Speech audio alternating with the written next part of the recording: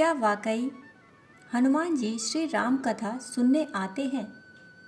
कहते हैं कि जहाँ सच्ची श्रद्धा व भक्ति के साथ भगवान राम की कथा कही या गाई जाती है, वहाँ राम भक्त हनुमान किसी न किसी रूप में दृश्य अथवा अदृश्य होकर कथा श्रवण करने अवश्य आते हैं। इसी विश्वास को लेकर एक साधु महाराज श्री रामायण जी की कथा सुनाया करते थे। साधु महाराज मात्र वेश से नहीं वरन चिंतन, चरित्र और व्यवहार से भी साधु थे। वे नित्य ब्रह्म मुहूर्त में उठकर स्नानादि से निवृत्त होकर आसन पर बैठकर प्राणायाम आदि के द्वारा चित्त को स्थिर व एकाग्र कर अपने हृदय में भगवान श्री राम के दिव्य स्वरूप का ध्यान करते थे। भगवान की नित्य निरंतर भक्ति व ध्यान करने से उनका चित्त निर्मल हो चुका था। उनकी भक्ति प्रगाढ़ व परिपक्व हो चुकी थी। वे भगवत उपासना के साथ साथ नित्य श्री रामायण जी की कथा भी किया करते। उनकी कथा सुनकर लोग आनंद विभोर हो जाते। उनका एक नियम था, वह कथा प्रारंभ करने से पहले श्री हनुमान जी को कथा श्रवण करने के लिए आमंत्रित करते थे। वे जहाँ पर कथा सुनाते थे, वहाँ एक पवित्र स्थान पर हनुमान जी को विराजने के लिए आसन के रूप में एक गद्दी रख दिया करते और श्री हनुमान जी को आसन पर विराजने के लिए वह गाते थे, आइए आइए कथा में हनुमंत जी विराजिए। वे इतना भाव विभोर होकर गाते और हनुमान जी को विराजने को कहते कि भगवान के प्रति, हनुमान जी के प्रति उनका अनुराग, उनके नेत्रों से अश्रुबन छलक पड़ता था। उनके गायन और रुदन को देखकर कथा में उपस्थित श्रोता भी आनंद विभोर हो जाते। गायन आवाहन के बाद वह कथा प्रारंभ करते। एक सज्जन प्रतिदिन राम कथा सुनने आया करते थे। वह भक्ति भाव से कथा सुनते, पर एक दिन उनके मन में एक विचार आया कि महाराज कथा आरंभ करने से पूर्व आइए आइए कथा में हनुमंत जी विराजिए, ऐसा कहकर श्री हनुमान जी को बुलाते हैं, तो क्या वास्तव में हनुमान जी यहाँ पर आते होंगे? सो उन्होंने एक दिन साधु महाराज से पूछ ही लिया, महाराज आप रामायण की बहुत सुंदर और रोचक कथा सुनाते हैं, हमें कथा सुनकर बड़ा आनंद होता है, परंतु आप जो आसन के रूप में गद्दी प्रतिदिन हनुमान जी को देते हैं और उन्हें उस पर विराजने को कहते हैं, उस पर क्या वास्तव में हनुमान जी विराजते हैं? साधु महाराज बोले, हाँ वे यहाँ अवश्य विराजते हैं, ऐसा मेरा विश्वास है। यह मेरी श्रद्धा है और श्रद्धा की शक्ति अपार है। जब सच्ची श्रद्धा होती है, भक्ति होती है, तब भगवान श्रद्धा और भक्ति के वशीभूत होकर अवश्य विराजते हैं। फिर उस सज्जन के संदेह को दूर करने को साधु महाराज ने कहा, मेरी श्रद्धा कहती है, मेरी भक्ति कहती है कि प्रेम से पुकारने पर प्रभु अवश्य पधारते हैं। मैं इसे अपने जीवन में सदैव अनुभव भी करता हूँ। रह गई बात हनुमान जी के राम कथा में विराजने की, तो हनुमान जी का तो यह वचन ही है कि जहाँ राम कथा सुनाई और सुनी जाती है, वहाँ मैं अवश्य पधारता हूँ। हनुमान जी तो कथा रसिक हैं। जहाँ प्रभु राम की कथा कही सुनी जाती है, वहाँ वे कथा का रसपान करने अवश्य पधारते हैं। श्री हनुमान चालीसा में हनुमान जी के विषय में गोस्वामी तुलसीदास जी ने लिखा है, प्रभु चरित्र सुनबे को रसिया, राम लखन सीता मन बसिया। राम रसायन तुम्हरे पासा, सदा रहो रघुपति के दासा। तब उन महाशय ने कहा, महाराज मैं आपकी बातों पर विश्वास करता हूँ। रामायण और हनुमान चालीसा में कही गई बातें भी सत्य हैं, ऐसा मैं मानता हूँ। पर महाराज जी, हम यह कैसे विश्वास करें कि हनुमान जी अभी यहाँ इस कथा में विराजमान हैं? वे इस कथा में पधारे हुए हैं। आप इसका कोई ठोस प्रमाण दीजिए। हनुमान जी कथा सुनने के लिए आते हैं, आपको यह प्रमाणित करके दिखाना चाहिए, जिससे सभी लोग इस बात पर विश्वास कर सकें। साधु महाराज ने उन महाशय को समझाया कि आस्था, श्रद्धा, भक्ति को किसी प्रमाण की आवश्यकता नहीं होती। और ना उसे किसी प्रमाण की कसौटी पर कसना चाहिए। श्रद्धा भक्ति विश्वास तो भक्त और भगवान, प्रेम और प्रेमी के बीच का प्रेम रस है। यह व्यक्तिगत श्रद्धा भक्ति और प्रेम विश्वास का विषय है। श्रद्धा प्रेम भक्ति आस्था ये तर्क के विषय नहीं है। वह तार्किक महाशय फिर भी तर्क करते रहे और साधु महाराज से कथा में हनुमान जी के आने का और उनके कथा सुनने का प्रमाण मांगते रहे। और महाशय बोले, महाराज जी, आपको यह प्रमाणित करना ही चाहिए कि हनुमान जी कथा सुनने आते हैं। उन महाशय की जिद को देखते हुए अंत में साधु महाराज ने कहा, हनुमान जी कथा में आते हैं या नहीं, इसका प्रमाण मैं कल आपको दूंगा। कल कथा प्रारंभ होने से पूर्व हम एक प्रयोग करेंगे। हनुमान जी को मैं जिस आसन पर विराजने को कहता हूँ, आज आप उसको अपने घर ले जाना और कल उसे अपने साथ यहाँ ले आना। उसके बाद मैं वह आसन यहाँ रखूँगा।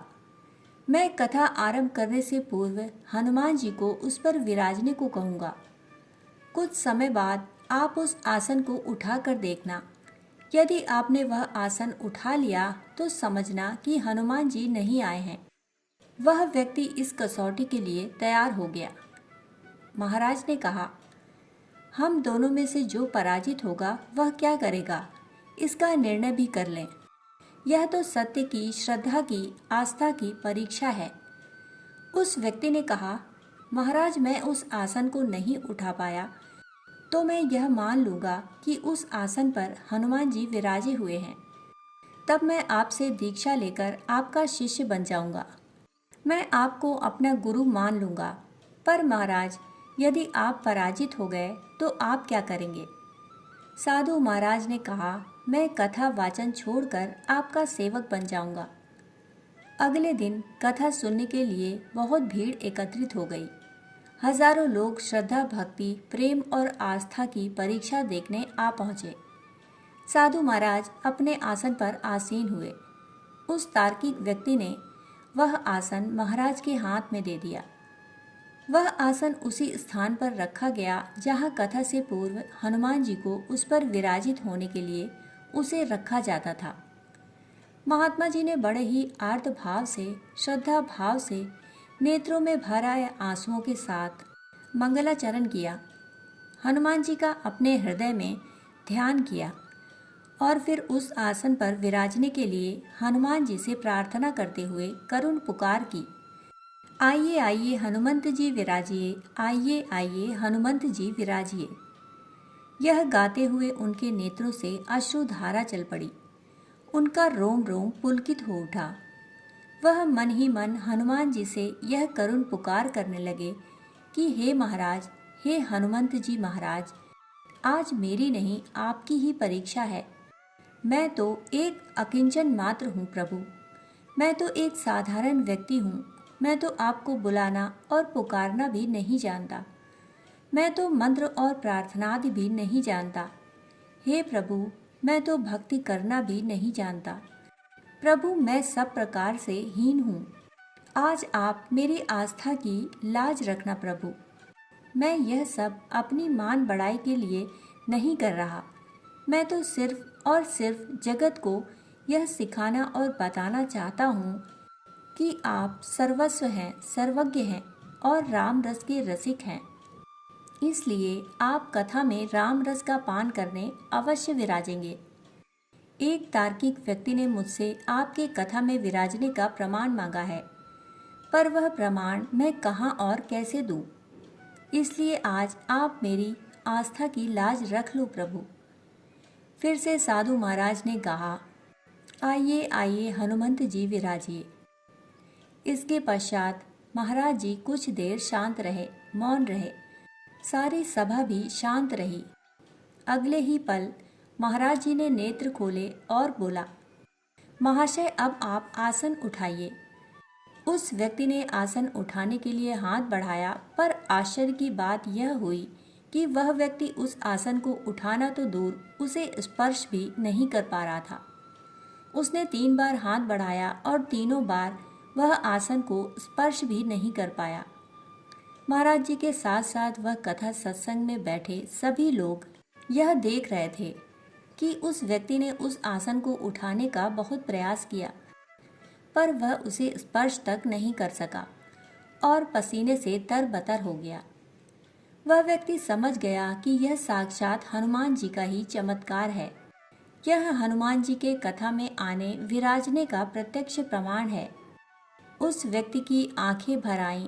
वह साधु महाराज के चरणों में गिर पड़ा और क्षमा याचना करते हुए बोला, महाराज, आपकी कृपा से मुझे कथा में हनुमान जी के विराजने का प्रमाण मिल गया। आपकी श्रद्धा भक्ति के प्रताप से ही हनुमान जी कथा में विराजे। यह सब आपकी श्रद्धा का ही प्रताप है।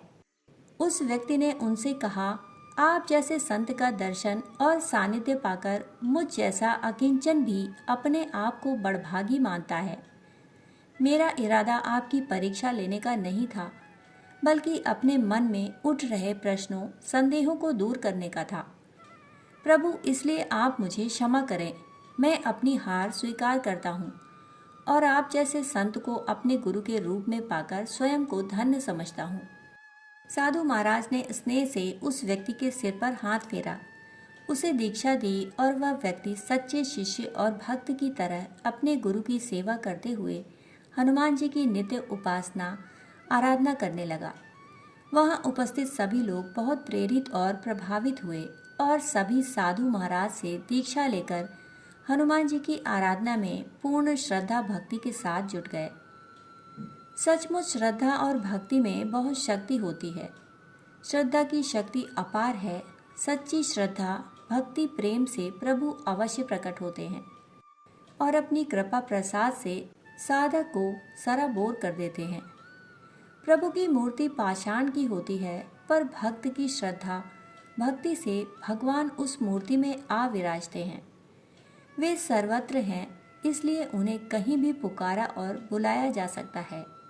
बस मन में श्रद्धा भक्ति प्रेम प्रगाढ़ होना चाहिए। दोस्तों, कहानी सुनने के लिए आप सभी का बहुत बहुत आभार। फिर मिलते हैं ऐसी ही अनोखी कहानी के साथ। तब तक के लिए धन्यवाद।